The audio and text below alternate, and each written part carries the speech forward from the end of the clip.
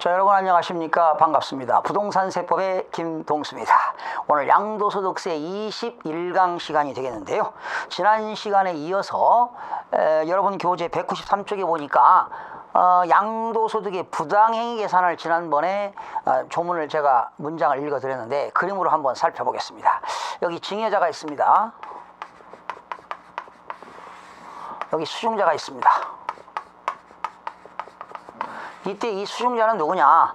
배우자와 직계존비속이 아닌 배우자와 직계존비속을 제외한 특수관계인입니다. 특수관계인인데 이 특수관계인 중에 배우자하고요 직계존비속은 제외됩니다. 배우자와 직계존비속은 제외되는데 증여자가 증여했습니다. 증여했죠? 증여한 재산을 수증자가 제3자인 C에게 양도했습니다. 그러면 여러분 이때 증여자가 수증자에게 증여했으면 얘는 뭘 냈을까요? 당연히 증여세를 냈겠죠. 증여세를 한 3억 냈다고 합시다. 가정해봅시다. 그리고 이때 수증자가 증여자로부터 증여받은 재산을 이걸 5년 이내에 양도했습니다. 그러면 얘는 또 뭘 낼까요? 당연히 양도소득세를 냈겠죠. 좋아, 2억을 냈다고 가정해 봅시다. 그럼 합쳐서 얼마를 냈다는 거예요? 5억을 냈죠. 그런데 이 수증자는 증여받은 재산을 양도할 때는 5년이 지나고 양도해야 적법한 양도로 보는 건데 5년 이내에 양도하게 되면 이걸 양도로 보지 않고 증여자가 직접 C에게 직접 양도하는 것으로 봐요. 직접 양도하는 것으로 본다 이 말이죠. 결과적으로 증여받은 사람은 5년이 경과된 이후에 양도하는 것이 바람직하다. 그러나 5년 이내에 양도할 때는 증여자가 직접 양도하는 것으로 본다 이 말이죠. 그랬는데 이때 얘가 수증자가 낸 건 5억인데 이때 증여자가 양도하는 것으로 봐가지고 만약에 양도소득세가 6억이 나왔다면 이거 인정하지 않는다는 겁니다. 이때 증여세와 양도소득세를 합한 금액이 5억이고요. 얘가 양도한 걸 보니까 6억이면 국가 입장에서는 1억이 더 세금이 더 걷는다는 거지요. 그렇죠?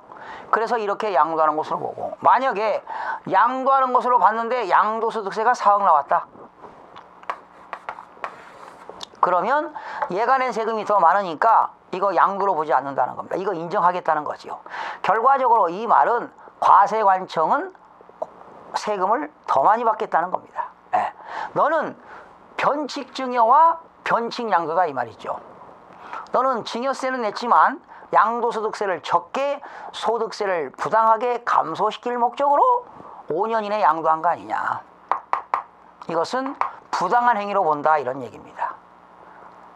그래서 이때 얘가 낸 세금이 5억인데 얘가 양도한 걸로 보니까 얘가 낸 세금보다 양도소득세 낼 금액보다 적으면 증여자가 직접 양도하는 것으로 보아서 양도소득세를 과세하겠다 이런 얘기입니다. 그런 내용입니다.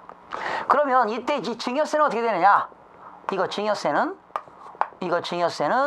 부과하지 아니한다 이 말은 환급이 가능한 겁니다. 환급이 가능하고요. 결과적으로 이 증여자와 수증자는 뭐가 있느냐? 연대납세 의무를 지게 되는 겁니다. 증여자와 수증자는 양도소득세 6억에 대해서 결과적으로 연대납세 의무를 지게 된다 이렇게 하시면 되겠네요. 그 다음에 요거 내용 보시고요. 지난 시간에 미등기 양도자산에 대한 분리 끝났고요. 넘겨보실까요? 미등기 자산을 양도하는 경우는 불이익이 많지요. 그러나 미등기 자산이라 하더라도 미등기로 보지 아니하는 자산들은 어느 것들이 있는가? 8가지가 있습니다. 장기 활부 조건으로 취득한 자산으로서 그 계약 조건에 의하여 양도 당시 그 자산의 취득에 관한 등기가 불가능한 자산입니다.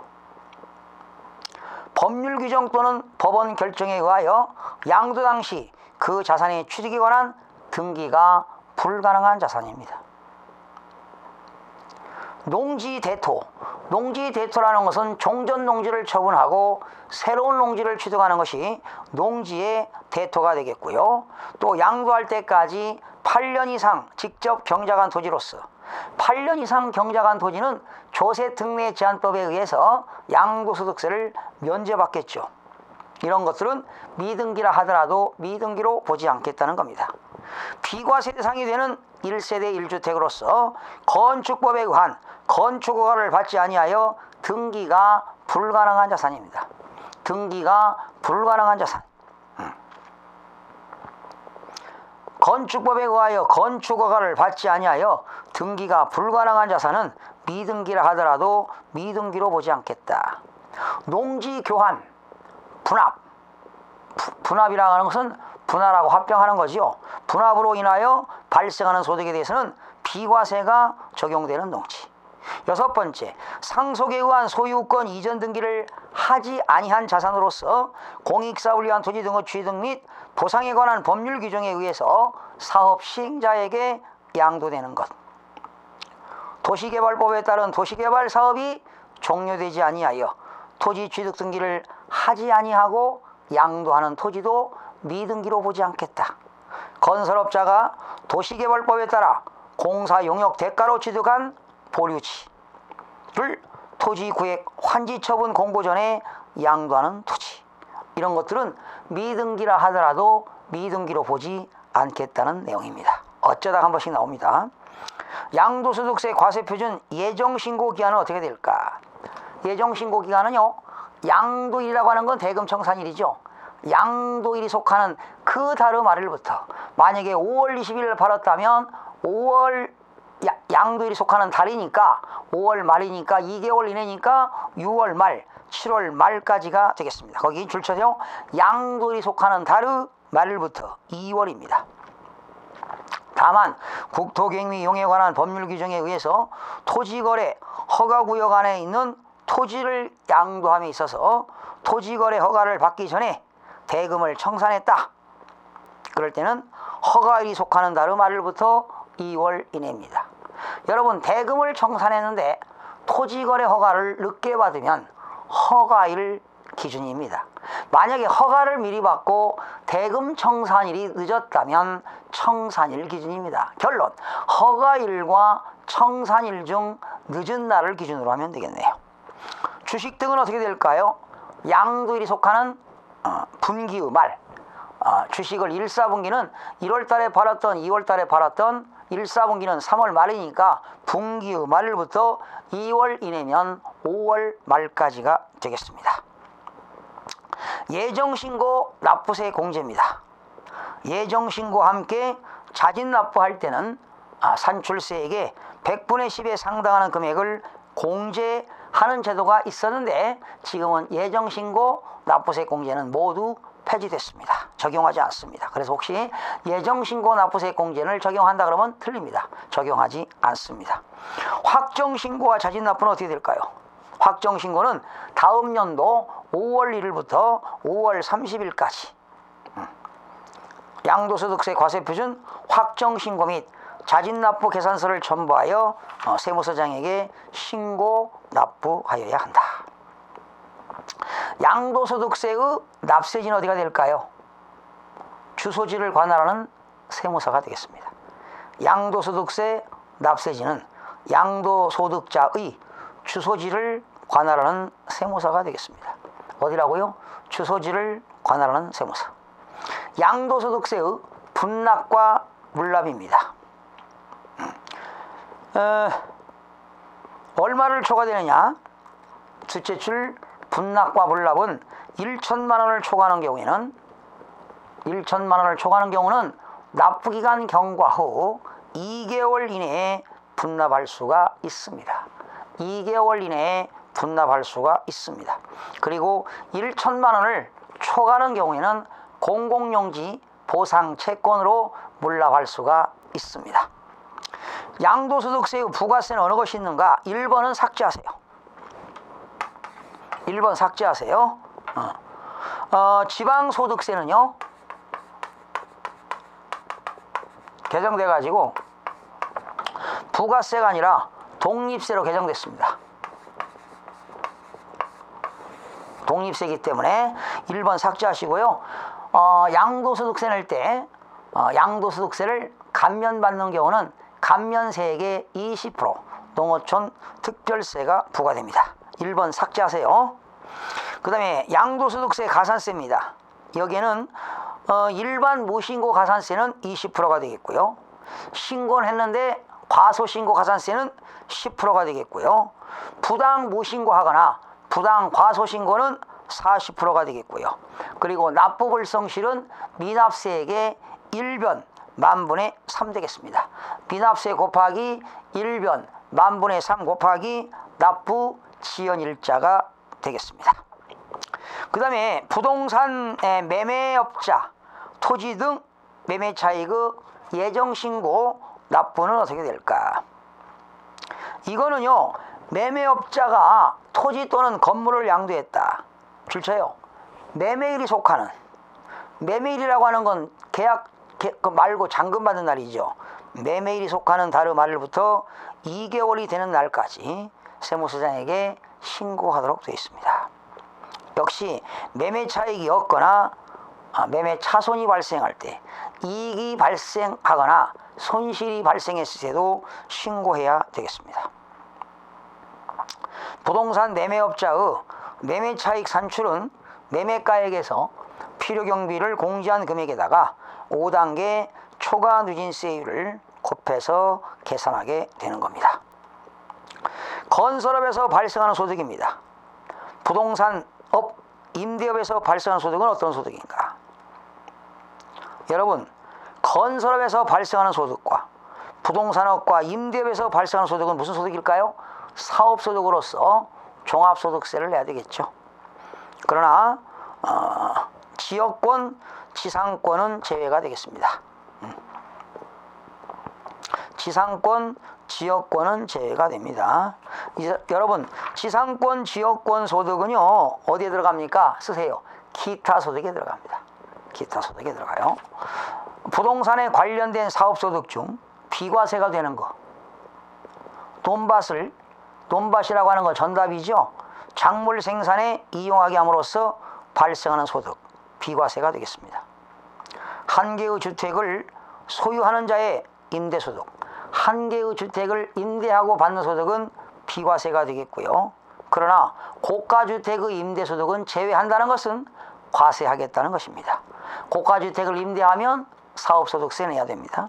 다만 국에 소지하는 주택의 임대소득은 주택수에 관계없이 과세합니다. 국내에는 하나의 주택을 임대하면 비과세가 되겠지만 외국에 있는 부동산 한 개의 주택을 임대해도 과세가 된다는 것입니다. 부동산 매매업자의 토지 등 매매 차익을 계산할 때 장기 보유 특별공제와 양도소득 기본공제, 여러분, 부동산 매매업자는 사업소득이죠. 장기 보유 특별공제 가능합니다. 3년 이상 보유했을 때. 그러나 부동산 매매업자는 양도소득 기본공제를 적용받을 수가 없습니다. 예정신고 산출세 계산입니다. 예정신고 산출세 계산. 예정신고를 납부할 때 납부할 세액은 양도차익에서 장기보유 특별공제와 양도소득 기본공제를 공제한 금액에다가 양도소득세의 세율을 적용하여 그 금액을 산출세액으로 한다. 해당 과세기간에 누진세율 적용 대상 자산에 대한 예정신고를 2회 이상 하는 경우입니다. 여러분, 당해년도 2015년도에 예정신고를 2회 이상 하는 경우는 어떻게 될까? 이미 둘째 줄 신고한 양도소득 금액과 합산하여 신고하려는 경우에는 다음 계산식에 따라서 신고한다, 산출한다. 밑에 보세요. 당해년도에 2회 이상 양도할 때 예정신고 산출세액은 어떻게 구하느냐? 중괄호 열고 소괄호 열고 이미 신고한 지난번 첫 번째 신고한 양도소득 과세표준에다가 플러스 2회 이후에 신고하는 양도소득 과세표준을 더해가지고 거기다가 곱하기 세율 하면 산출세액 나오겠죠. 거기다가 이미 신고한 예정신고 산출세액을 차감하게 되면 예정신고 산출세 계산이 나오게 되는 겁니다.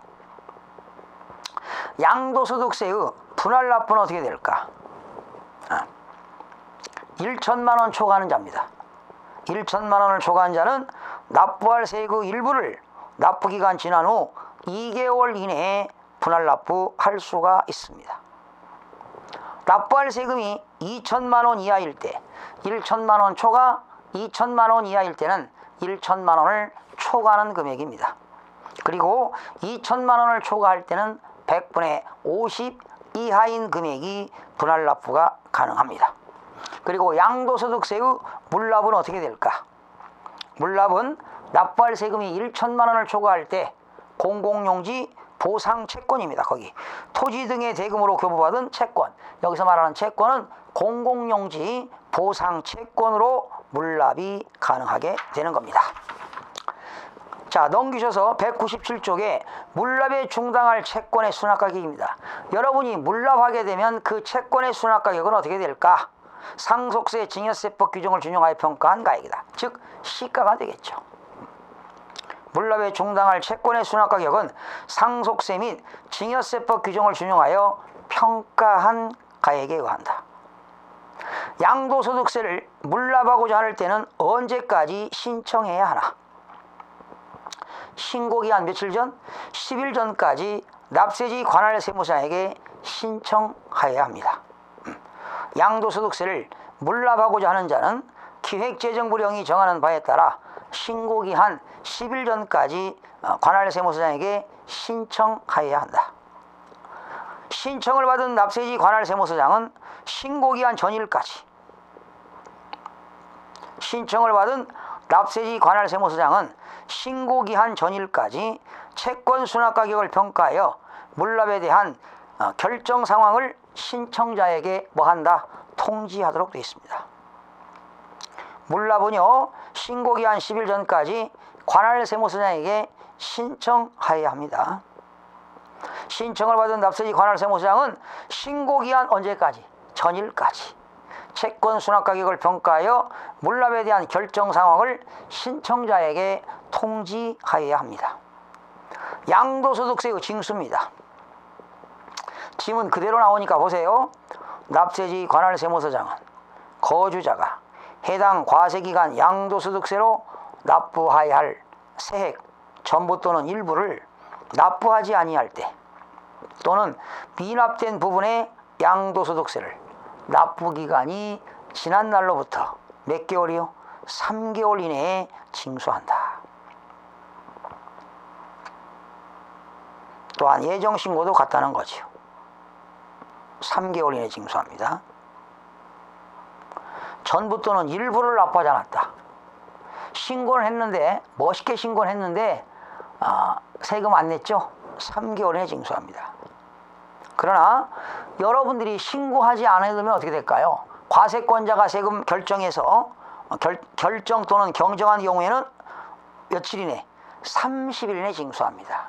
자, 여러분 어떤 차이가 있냐면요. 문장 길지만 이해하세요. 내가 예정신고를 했어요. 멋있게 했는데 돈 안 냈어요. 그러면 3개월 이내 징수하고요. 예정신고라든가 확정신고 안 하고 과세권자가 결정하는 경우는 3개월이 아니라 며칠이요? 30일 이내 징수하도록 되어 있다. 그 다음에 국외재산 양도에 대한 내용들이 나와 있습니다. 국외재산 양도. 납세 의무자는 거주자로서 국외재산 양도일까지 계속 5년 이상 국내 주소 또는 거소를 둔 자다. 여러분, 해외에 있는 부동산을 양도할 때 납세 의무자는 국내에서 주소를 거소를 몇 년 이상, 5년 이상 국내에 주소 또는 거소를 둔 자에 한한다. 부동산 임차권 경우 국내 자산의 경우에는 등기된 경우에 한합니다. 그래서 등기된 부동산 임차권이지요. 그러나 국유자산의 경우에는 등기 여부에 관계없이 과세가 됩니다. 국내 거는 등기된 부동산 임차권, 외국 거는 등기되지 아니한 것도 과세 대상이 된다는 거 기억하시기 바랍니다. 3번 국유자산의 양도소득 과세 표준을 계산할 때는 장기 보유 특별공제는 적용하지 않으나, 그렇죠? 해외에 있는 부동산을 양도할 때는 장기 보유 특별공제를 적용하지 않지만 양도소득 기본공제는 공제를 받을 수가 있습니다. 토지 건물에 대하여 양도소득세 세율은 등기 여부 보유기간 관계없이 5단계를 적용합니다. 국내에 있는 부동산은요, 토지와 건물과 부동산에 관한 권리로서 등기가 되고 보유기간이 2년 이상을 보유해야 5단계 초과 누진세율을 적용하는데, 해외에 있는 부동산을 양도할 때는 보유기간 관계없고 등기 여부 관계없이 5단계 초과 누진세율을 적용하게 되는 겁니다. 자, 이렇게 해서 학습 정리 끝냈고요. 거기 학습 문제 OX 문제가 나왔는데요. 한번 차분히 OX 확인해 보시고요. 그 다음에 족집게 핵심 지문 정리 나왔죠? 그게 몇 가지가 나왔습니까? 71가지가 나왔는데요. 시간이 몇 분 남아서 한번 읽어드리도록 하겠습니다. 그리고 다음 시간부터는 문제풀이 하는 시간을 갖도록 하겠고요. 쭉 한번 읽어보시고요. 자, 중요한 거 몇 가지만 소개할게요. 2번 부담부 증여에 있어서 페이지 202쪽입니다. 202쪽.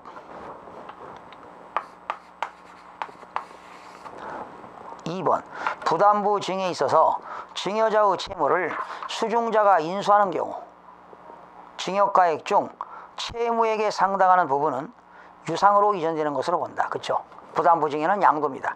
증여자의 채무를 수중자가 인수하는 조건으로 증여하는 게 부담부 증여, 즉 수중자가 인수하는 금액에 대해서는 뭘로 본다? 양도로 본다. 뭐 이러는 것입니다.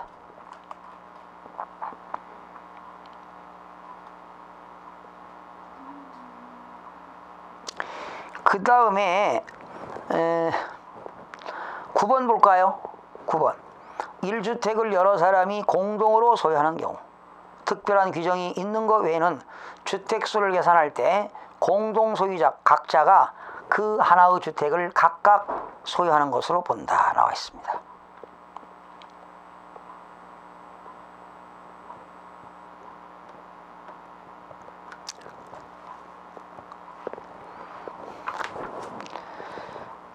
자, 그 다음에 한번 볼까요? 19번 한번 봐요. 19번. 거주자가 특수관계인 가로 열고 배우자 및 직기준비소 경우는 제외한다 그랬죠. 이게 바로 부당행위 계산이죠. 19번이. 그죠? 19번이 부당행위 계산입니다.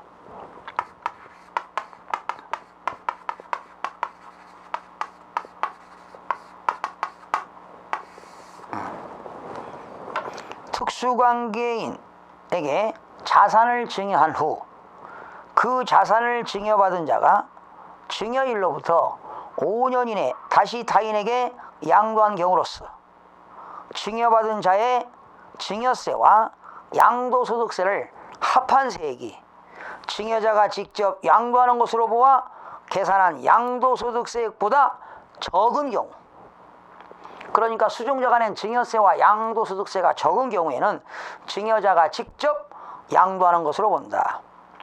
다만 양도소득이 수중자에게 실질적으로 귀속된 경우는 그러하지 않다라는 겁니다. 이것이 뭡니까? 부당행위 계산이 되겠습니다. 증여자에게 양도소득세가 과세되는 경우, 증여자에게 양도소득세가 과세되는 경우에는 당초 증여받은 자산에 대해서는 증여세를 부과하지 아니한다. 그죠? 증여자에게 양도소득세가 과세되는 경우에는 증여세는 부과하지 아니한다. 그 말은 환급이 된다는 거죠. 21번 양도소득이 있는 거주자에 대해서는 소득별로 과세기간의 양도소득 금액에서 각각 연 250만 원을 공제한다 나왔습니다.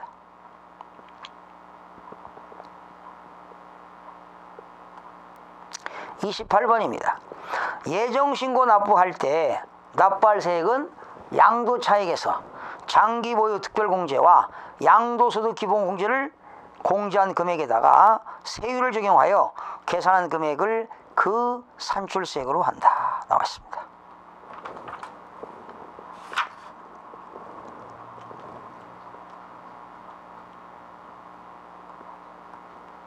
또 33번입니다.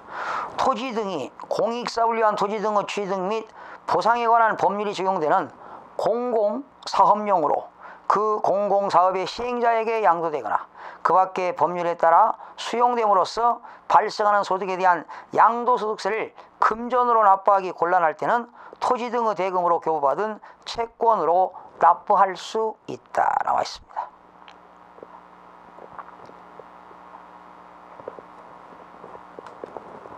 또 39번입니다. 거주자가 해당 자산 양도일까지 계속 5년 이상 줄차요. 국내 주소 또는 거소를 둔 자가 국외에 있는 자산 양도에 대한 양도소득은 과세기간에 국외에 있는 자산을 양도함으로써 발생한 소득으로 한다. 맞습니다. 41번 국외자산을 양도하는 경우는 장기보유 특별공제를 공제하지 않는다. 이런 게 나왔습니다. 46번 상속받은 주택과 그 밖에 주택을 국내에 각각 한 개씩 소유하고 있는 1세대가 내가 일반 주택을 하나 가지고 있고 부모로부터 상속받은 주택이 있다면 일반 주택을 팔아야 비과세를 적용하게 되는 겁니다. 47번 1주택을 보유하고 1세대를 구성하는 자가 1주택을 보유하고 있는 부모 60세 이상 직계 전속 그리고 가로 열고 배우자의 직계 전속도 포함되고요. 직계 전속 중 어느 한 사람이 60세 미만인 경우도 포함됩니다. 그래서 60세 이상의 직계 전속을 부모님을 동거 봉양을 목적으로 세대를 합침으로써 1세대가 2주택을 보유하게 되는 경우 합친 날로부터 세대를 합가한 날로부터 5년 이내에 먼저 양도하는 주택은 비과세를 적용하게 되는 겁니다. 50번입니다. 해외이주법에 따른 해외이주로 세대전원이 출국하는 경우 출국일 현재 1주택을 보유하는 경우로서 출국일로부터 2년 이내에 양도하는 경우에 한하여 보유기간 제한을 받지 아니하고 비과세를 적용해 줍니다.